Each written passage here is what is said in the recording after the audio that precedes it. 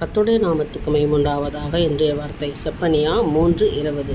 பூமியில் உள்ள சகல ஜனங்களுக்குள்ளும் நான் உங்களை கீர்த்தியும் புகழ்ச்சியுமாக வைப்பேன் என்று கர்த்தர் சொல்லுகிறார். எனக்கு அருமையானவர்களை, எல்லாரையும் காட்டிலும் நான் உங்களை புகழ்ச்சியமாக கீர்த்தியமாக வைப்பேன். இது ஒரு அருமையான ஒரு வாக்கு தத்துவம். இதை விசுவாசிக்கிறவங்களுக்கு ஆண்டவரை இன்றைக்கி கூடும் அப்படின்றார். நீ நம்பினா, நீ விசுவாசித்தா உன்னை புகழ்ச்சியாக வைக்க என்னால் முடியும் மகளை. நீ தான் நம்ப வேண்டும். எப்படி நடக்கும், எப்படி எனக்கு ஒரு மகிழ்ச்சி வரும், எப்படி எனக்கு புகழ்ச்சி வரும்னு நினைக்காதீங்க. கர்த்தர் இன்றைக்கு உயர்த்த திட்டம் கொண்டிருக்கிறார். உங்களை குறித்து அக்கறை உள்ள தேவன் இன்றைய தினம் சொல்கிறாரு, நான் உன்னை புகழ்ச்சியும் கீர்த்தியமாக வைப்பேன். அதாவது நீ வாழ்கிற இடத்துல உன் தலையை நான் உயர்த்துவேன். நீங்கள் வேலை செய்கிற இடத்துல உன்னை நான் மகிமைப்படுத்துவேன். எங்கே போனாலும் உன்னை நான் ஆசீர்வதிப்பேன். உன்னை மேன்மை பாராட்டும்படியாக நான் வைப்பேன். உன்னை எல்லாவற்றிலும் உயர்ந்த இடங்களிலே உட்கார வைப்பேன்.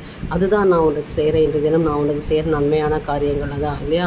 புகழ்ச்சியும் கீர்த்தியமாக வைப்பேன் என்று கர்த்தர் சொல்லுகிறார். ஏன்னா எல்லாரும் சகல ஜனங்களுக்குள்ளும் இனத்தின் மத்தியிலும் ஜனத்தின் மத்தியிலும் கர்த்தர் உங்கள் தலையை உயர்த்துகிற காலங்கள் தான். அதனால் நம்பிக்கையோட இந்த வசனத்தை உரிமை பாராட்டி ஜோமன்ட்டு இந்த நாளை துவங்குங்க. கர்த்தர் உங்களை புகழ்ச்சியும் கீர்த்தியமாக வைப்பாராக.